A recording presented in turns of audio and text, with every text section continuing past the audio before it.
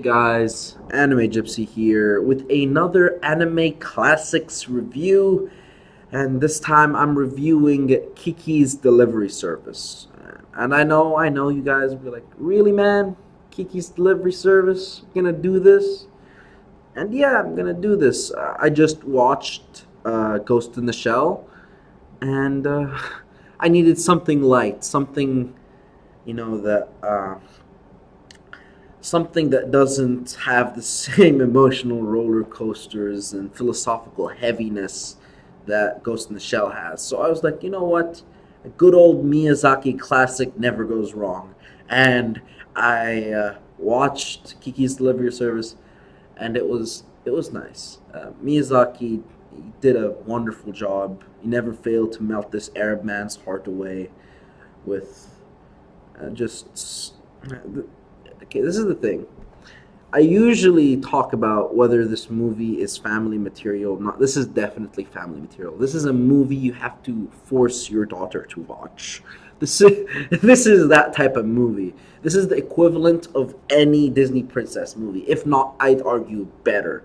I would say it's better than most Disney princess movies because this movie overall actually teaches you more stuff about, or teaches the kids rather more stuff about morality and about the transition between generations, the cultural differences, not being a douche to people, stuff like that. This movie does a good job of that. The only thing Disney movies really do, especially a lot of the princess movies, is, oh, true love prevails.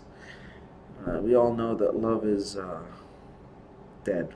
Okay, on a brighter note, this movie this movie really does talk about a lot of things concerning generational differences, uh, having a job, basically how jobs affect what you do for what you enjoy, basically. So if you enjoy cooking, for example, and you cook for a living, then eventually it's not going to be as fun anymore because you're just going to get used to it. It's going to be part of the process. Kiki, with her broom, flying used to be a passion, and then she kept doing it for a living. She even says, as I continue doing it for a living, I stop thinking of it the same way I used to, and it becomes obvious that she loses her passion, and passion is what drives her to fly. So in a sense, her magic originates, so to speak, from passion, and her passion came back when she had to save her dearly beloved boyfriend. Let's just call him a boyfriend, and it it's not that part that's heavy, like, in terms of good material for child consumption. We need right now more than anything to detox the kids that have been consuming the Logan and Jake Paul material. That material is toxic, and those kids need detoxification. They need Miyazaki. They need Walt Disney. More Miyazaki, I would argue, because I like Miyazaki more than Walt Disney. Uh, I don't want to be biased, but you kind of start realizing that Walt Disney changed a few lines in fairy tales to make them kid friendly, and a lot of his stories aren't original. Mickey Mouse definitely was original, but a lot of his stories weren't original, just playing around stuff that wasn't what was originally intended. Stuff like, oh, Cinderella's sisters actually cut their toes off to try and fit their foot inside the shoe. Um, Sleeping Beauty was actually raped by the prince that ended up marrying her. Like, stuff like that was cut off specifically so that these become stuff that you could show kids in the modern day. Um, on a brighter note, that's why I prefer Miyazaki, because a lot of his stuff is more original. I think he's the better artist when it comes to the two. But make no mistake, Walt Disney is a man that could hold his own. He does have his original works like Mickey Mouse, and all that jazz. And a lot of his stuff does have very beneficial material for child development, in my perspective. A lot of lessons that kids need to know, like caring for others, are also in Disney movies, not just Miyazaki movies. So I'm not trying to diss on Disney. I'm just saying Miyazaki is the better man, in my perspective. Now, that aside, uh, that aside, oh yeah, did I mention that? Okay, so this is the crazy thing. Simba is actually a ripoff of an anime called Kimba the White Lion. Yeah, but this happened obviously in 2000, like after Walt Disney died. So yeah, that really didn't go in there. So back to Kiki's Delivery service. There's this one thing that I could really relate to when it comes to Kiki.